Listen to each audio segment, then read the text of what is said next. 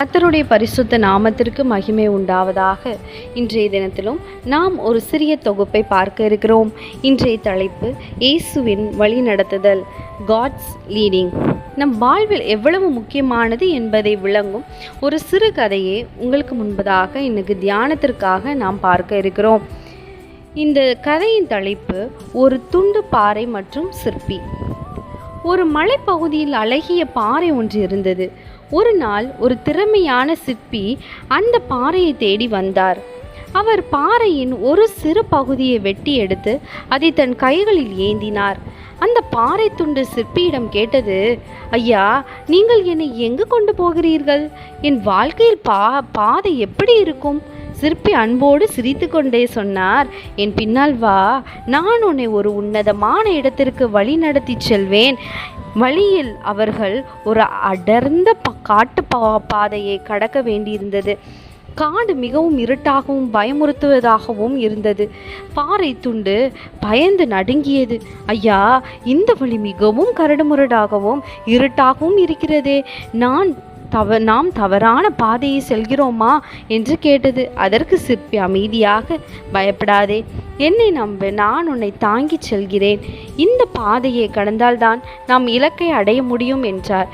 கடைசியில் அவர்கள் சிற்பியின் பட்டறையை அடைந்தனர். அங்கு சென்றதும் சிற்பி உள்ளியையும் சுத்தியலையும் எடுத்தார்.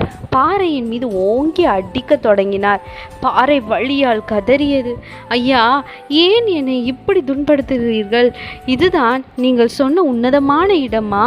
சிற்பி அமைதியாக சொன்னார், என் அன்பான பாறையே, என் கையில் இருக்கும் இந்த உளியின் ஒவ்வொரு அடியும் உன்னை காயப்படுத்துவதற்காக அல்ல, உனக்குள் இருக்கும் தேவையற்ற கரடுமுரடான பகுதிகளை நீக்கி உன்னை செதுக்குவதற்காக. பொறுமையாக இரு. பாறை அமைதியானது. சிற்பி அதை செதுக்கி முடித்தபோது அது ஒரு மிக நேர்த்தியான தெய்வீக அழகு பொருந்திய ராஜகோபுரத்தில் முத்திரை கல்லாக மாறியது. அனைவரும் அதை பார்த்து வியந்து போயினர். அப்பொழுதுதான் அந்த பாறை உணர்ந்தது, சிற்பியின் கரங்களில் தன்னை ஒப்புவித்தால்தான் இன்று தனக்கு இவ்வளவு பெரிய மதிப்பு கிடைத்திருக்கிறது என்று. உன் சுய புத்தியின் மேல் சாயாமல் உன் முழு இருதயத்தோடும் கர்த்தர் மேல் நம்பிக்கையாயிருந்து உன் வழிகளெல்லாம் அவரை நினைத்துக்கொள். அப்பொழுது அவர் உன் பாதைகளை செவ்வைப்படுத்துவார் என்று நீதிமொழிகள் 3ஆம் அதிகாரம் 5 முதல் 6ஆம் வசனத்திலே தேவன் குறிப்பிடுகிறார். நம்முடைய வாழ்க்கையும் அந்த பாறை துண்டு போன்றதுதான். பல நேரங்களில் தேவன் நம்மை நடத்தும் பாதைகள் நமக்கு இருளாகவும் குழப்பமாகவும் வேதனை நிறைந்ததாகவும் தோன்றலாம். ஏன் எனக்கு இந்த சோதனை என்று நாம் சோர்ந்து போகலாம். ஆனால் நம்மை படைத்த பரம சிற்பியாகிய தேவன் நம்மை வீணாக கைவிடுவதில்லை. தேவனின் நடத்துதல் 3 முக்கிய உண்மைகள் உள்ளன. இருண்ட பாதைகளிலும் அவர் உங்களோடு இருக்கிறார். நாம் கடந்து போகும் கரடுமுரடான பாதைகளில் தேவனுக்கு தெரியாமல் நடப்பதில்லை. நாம் ஆபத்தான பள்ளத்தாக்குகள் நடக்கும்போது அவருடைய கோலும் தடியும் நம்மை தேற்றுகிறது. செதுக்குதல் என்பது அழிவிற்காக அல்ல, அழகுபடுத்துவதற்கே. நம் வாழ்வில் வரும் சோதனைகளும் தடைகளும் நம்மை அழிப்பதற்காக அல்ல, நம்முடைய குணாதிசயங்களை செதுக்கி நம்மை இன்னும் கிறிஸ்துவின் சாயலுக்கு நேராக மாற்றுவதற்காகவே ஆகும். அவருடைய திட்டங்கள் எப்பொழுதும் மேலானவை. நாம் கேட்கும் வழிகளை விட அவர் நமக்காக வைத்திருக்கும் வழி மிகவும் உன்னதமானது.